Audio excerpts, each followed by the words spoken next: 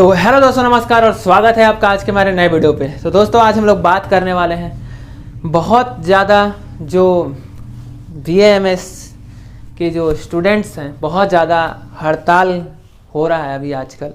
और ये सवाल बार बार कमेंट बॉक्स में भी पूछा जा रहा है और इंस्टाग्राम पे भी पूछा जा रहा है हमसे कि सर इतना ज़्यादा हड़ताल क्यों हो रहा है। तो चलिए इस वीडियो में बात करते हैं कि हड़ताल होने का मेन रीज़न क्या है मेन कारण, क्यों बार बार हड़ताल हो रहा है।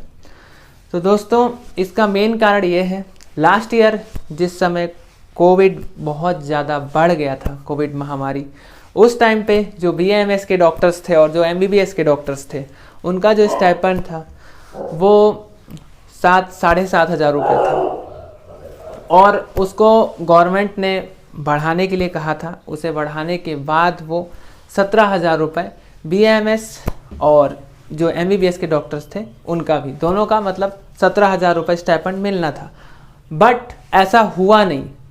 उस समय हुआ ये कि ये पास कर दिया गया, बट केवल MBBS डॉक्टर्स का ही स्टाइपेंड 17,000 रुपये हुआ पर मंथ। BAMS डॉक्टर्स का नहीं हुआ, जो कि बहुत गलत हुआ। और गवर्नमेंट को आयुष विभाग, खासकर पूरे आयुष विभाग को थोड़ा ध्यान देना चाहिए, क्योंकि इसमें BAMS, BHMS, BUMS और BNYS के जो डॉक्टर्स हैं, इनके लिए जो वैकेंसी होती है वो वैकेंसी भी बहुत कम निकलता है। MBBS के जो डॉक्टर्स होते हैं उनका जो सैलरी रहेगा वो 70 से 80,000 रुपये पर मंथ रहेगा, पर जो BAMS के डॉक्टर रहेंगे, जो संविदा पोस्ट पे अप्लाई होते हैं, उनका स्टार्टिंग जो सैलरी रहता है वो 25 से 30,000 रुपये रहता है। और रेगुलर पोस्ट का जो वैकेंसी है वो बहुत कम निकलता है, और निकलेगा भी तो 1 साल 2 साल या फिर 3 साल के गैप में निकलता है। और रहा बात हड़ताल होने का, एक मेन कारण और ये है कि जितने भी बच्चे जो एडमिशन ले रहे हैं, जो गवर्नमेंट कॉलेज में है, जो प्राइवेट सेक्टर पे भी है, जो प्राइवेट कॉलेज में है, तो प्रॉब्लम वहाँ पे ये हो रहा है कि जिस कॉलेज में बच्चा एडमिशन ले रहा है, या तो वहाँ का फैसिलिटी सही नहीं है, जैसे मान लो एग्जाम्पल के लिए ठीक से लेक्चरार वहाँ पे नहीं है जो अच्छे से क्लास ले सकें, या तो खाने का प्रॉब्लम है, वहाँ पे खाना पीना सही से मैस पे नहीं मिल पा रहा है, या तो फिर लाइब्रेरी ही नहीं है, या तो फिर हॉस्पिटल है तो हॉस्पिटल में पेशेंट्स नहीं है। तो इसमें क्या होता है कि बच्चा मजबूरी में फंस जाता है। एक बार माँ बाप उसका एडमिशन करा देते हैं, और एडमिशन कराने के बाद वहाँ की जो डीन, मेन जो प्रिंसिपल होते हैं, उस टाइम पे तो बहुत अच्छा मीठा मीठा बात करते हैं और आपका एडमिशन ले लेते हैं। और फीस भी आप जान रहे हो 20 से 25 लाख रुपए। अगर आप प्राइवेट कॉलेज में एडमिशन ले रहे, तो अच्छे प्राइवेट कॉलेज में एडमिशन ले रहे, तब आपका 25 लाख रुपए तक BAMS का फीस आपका लग सकता है। और अगर आप गवर्नमेंट में ले रहे हो तब आपका 3-4 लाख के अंदर में ही हो जाएगा, क्योंकि 50 से 60,000 रुपये पर ईयर का फीस है। तो गवर्नमेंट जो कॉलेज है उनका भी जो कंडीशन है ना, वो बहुत दयनीय स्थिति है। मतलब ये समझ लो कि हॉस्पिटल अगर है कॉलेज का तो वहाँ पे एक भी पेशेंट नहीं है।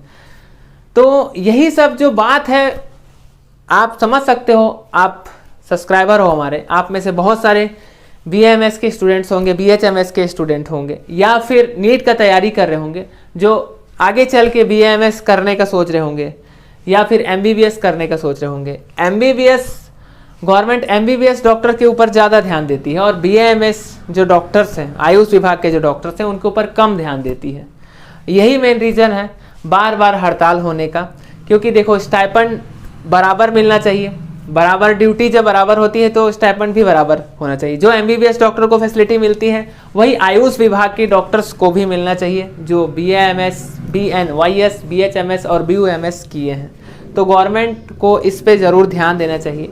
बड़ी बड़ी बातें करने से नहीं होता है, और बड़ा बड़ा प्रोजेक्ट दिखाने से भी नहीं होता है। देखो, कुछ फील्ड पे उतर के काम करना पड़ेगा तभी हो पाएगा।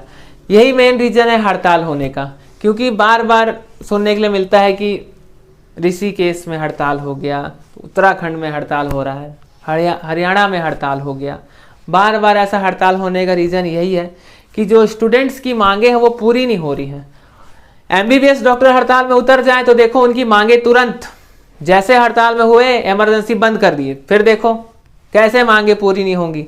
वैसे ही गवर्नमेंट को BAMS डॉक्टर के साथ भी रहना चाहिए, समान बर्ताव करना चाहिए। भाई सभी डॉक्टर्स हैं, सभी पेशेंट्स का जान बचाते हैं। आप एक गवर्नमेंट कॉलेज में आपको सीट मिलता है, आप एडमिशन लेते हो, वहाँ पे जाने के बाद आपको ये पता चलता है कि यहाँ पे ढंग से लेक्चरर ही नहीं है, आपका क्लास ही नहीं हो पा रहा है ठीक से, आप खुद के मेहनत से जितना आप पढ़ रहे हो उतना आप स्कोर कर रहे हो, उसके बाद फिर आपको ये पता चलता है कि आपके कॉलेज का जो हॉस्पिटल है वहाँ पे आयुर्वेदिक फैसिलिटी है बट इमरजेंसी के लिए कुछ भी नहीं है। मान लो कि कोई पेशेंट इमरजेंसी में आ गया और आपको इमरजेंसी सिलेबस में ऐड होता है बुक्स, वो आपको पढ़ना होता है, सब पढ़ाया जाता है। जब वो सब चीज़ें आपको पढ़ाई जा रही हैं, जब उसका कोई यूज नहीं है, खुद के आपके कॉलेज में ही यूज नहीं है, तो फिर आपको कैसा लगेगा आप समझ सकते हो। बिल्कुल से बच्चा एकदम से फ्रस्ट्रेट हो जाता है, ना तो वहाँ के डीन या फिर प्रिंसिपल समझ पाते हैं और ना ही गवर्नमेंट समझ पा रही है। बच्चा बचाए तो बताए किसको, घर को अगर बताता है घर में तो घर वाले भी क्या कर सकते हैं, इंस्टॉलमेंट में फीस ऑलरेडी वो जमा कर चुके हैं। और जानते हो आप बहुत सारे जो कॉलेज हैं, ज़्यादातर कॉलेज, मैक्सिमम कॉलेज जो हैं, एक बार फीस जमा होने के बाद वहाँ से रिटर्न होता नहीं है। तो यही सब रीज़न है हड़ताल होने का, और इसमें सुधार जल्द से जल्द होना चाहिए, क्योंकि BAMS डॉक्टर्स भी, आयुष विभाग के डॉक्टर्स भी, सभी डॉक्टर्स बहुत ज़्यादा मेहनत करते हैं और उतना ही उनको भी पढ़ना पड़ता है जितना MBBS डॉक्टर पढ़ता है। तो यही सब मुद्दा है जिसके ऊपर हड़ताल हो रहा है। आप इस टॉपिक के बारे में क्या बोलना चाहते हैं कमेंट बॉक्स में कमेंट करके ज़रूर बताइएगा। आज के वीडियो को यहीं पे एंड करते हैं। हमारे चैनल को ऐसे ही सपोर्ट करते रहिए, लाइक कीजिए, सब्सक्राइब कीजिए। मिलते हैं नेक्स्ट वीडियो पे। आप सभी को दिल से थैंक यू।